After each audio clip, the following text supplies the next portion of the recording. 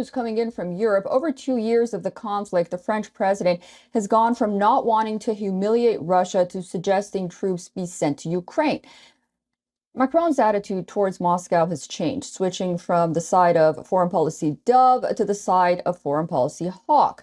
By siding with the hawks, he is seeking to make up for the goodwill lost at the start of the conflict among countries in Central Europe, Scandinavia, and the Baltic states. That's what some say, at least. Or are there other reasons that he's changing his position?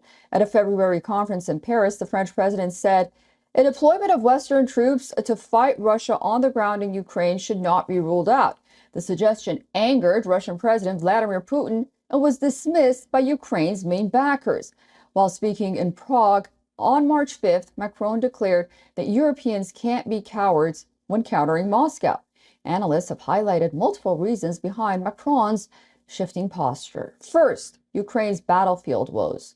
Russia is gaining momentum in its assault on Ukraine amid stalled Western aid, making the coming months critical to the direction of the conflict.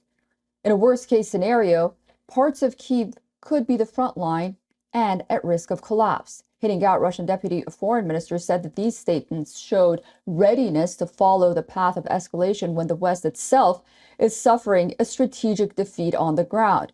He added, such claims, no matter what foreign or domestic political goals they pursue, are unacceptable for responsible politicians.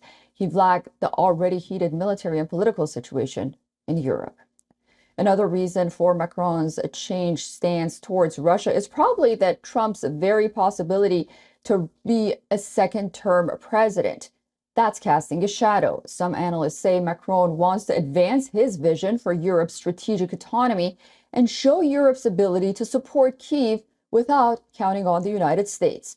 Russia has worked intensively in recent years to drive France out of Africa's Sahel region, and it is also likely playing a role. Moscow has seemingly used anti-French campaigns to turn the mood of the population against the former colonial power. Russia has made offers to authoritarian African regimes to ensure their security and thus make France's presence dispensable. Last but not least, European elections are approaching.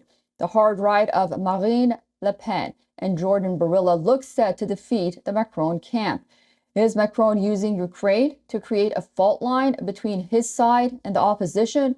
Analysts say the French president may be looking to set a contrast between his remarks and Le Pen's complicity with Moscow in the past. Critics say Macron could have led the European response to the crisis in terms of military assistance. Instead, they say the mismatch between some of Macron's words and actions has weakened his standing among his European allies. It is not clear that it has raised his standing as a mediator in the eyes of Vladimir Putin. Stability and visibility for everyone. For all the latest news, download the WION app and subscribe to our YouTube channel.